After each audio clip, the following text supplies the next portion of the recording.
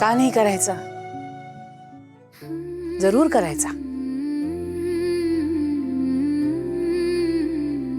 तिने एवढ्या मेहनतीने कष्टाने आपल्याला आपलं घर मिळवून दिलंय परत म्हटल्यावर तिचा गृहप्रवेश तर व्हायलाच हवा. घ्या, सुप्रीम कोर्टानं सुद्धा होकार दिलेला आहे. आता आपण वेळ नको वाया घालवूया, कामाला लागूया. काय आजी तिंद्रा? हो आबा, सगळी तयारी करतो. राणी, तुझ्या पहिल्या गृहप्रवेशाच्या आठवणी विसरून जा. आज या आनंदाच्या क्षणी आपण परत तुझा गृहप्रवेश करतो. आय एम शुअर या आठवणी कायम राहतील तुझ्यासोबत.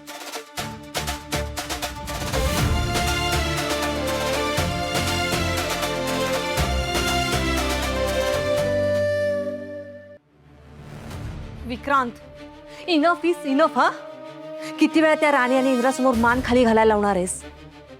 ती इंद्र आणि राणी दरवेळेला आपल्या बरोबर जिंकतात, तरी तुला अजून तुझी खेळी खेळायचीच आहे का? सिरियसली? हो, कारण ही आपली फायनल चाल असणार आहे. यानंतर इंद्रा राणी आपल्याला हरवूच शकणार नाहीत. आणि हे कशावरून?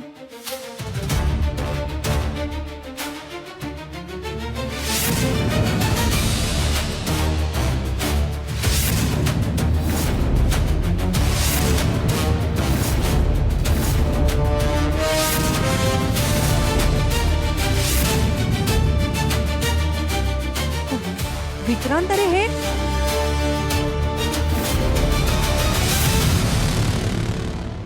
एक शब्द बोलायचा नाही, काहीच बोलायचं नाही. आता करून दाखवायचा.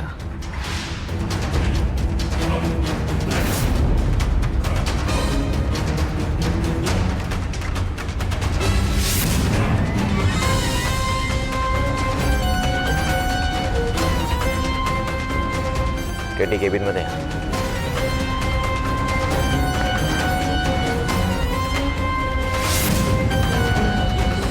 कुठे ऐक, हां सर. आपल्याला ना राणीचा गृहप्रवेश एकदम मेमोरेबल बनवायचा आहे.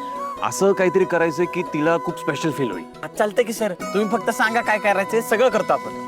आपले सगळे जे कामगार आहेत ना त्यांना सगळ्यांना इन्फॉर्म कर की आबासाहेबांनी त्यांना बंगल्यावर बोलवलंय, इन्व्हाइट केलंय या पूजेसाठी. ठीक आहे, and make sure all of them will come on time.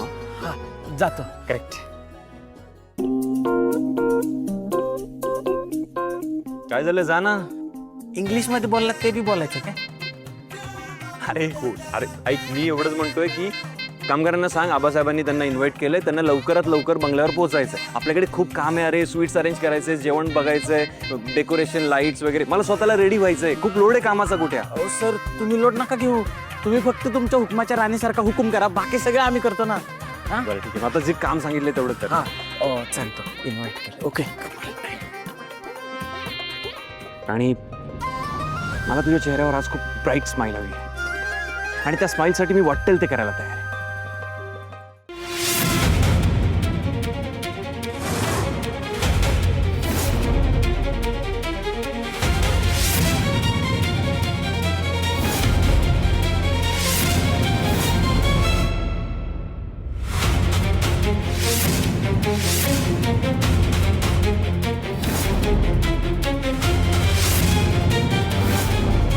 Sir,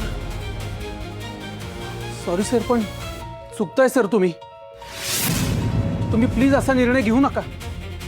Katy, मला का शिकवताय? काम करायला येतोच नाही ते. काम करायचं आणि पगार घ्यायचा. मला शहाणपणा शिकवायचा नाही. तुझा बॉस मी आहे हे लक्षात ठेवायचा. सारखं जर का पुढे पुढे केलंस तर फार करीन. पण हे सगळं साम्राज्य आबांनी उभं केलंय ना, मग याबाबत आबांचाच निर्णय असायला हवा ना. कोण आबा? नाही ओळखत मी आबांना. पुन्हा जर का आबा आबा केलंस ना तर लक्षात ठेव काय करेन मी. जे मी ठरवलंय तेच होणार. उघडा फाईल. कोणाच्या नावावर फॅक्टरी?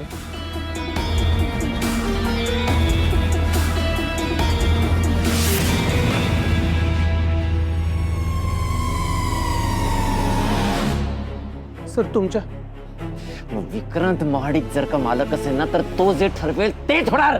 पण निदान कामगारांचा तरी विचार करा ना. विक्रांत फक्त स्वतःच्या फायद्याचाच विचार करतो. हो का? मग ठीक आहे, आम्ही सुद्धा काहीही झालं तरी होऊ देणार नाही.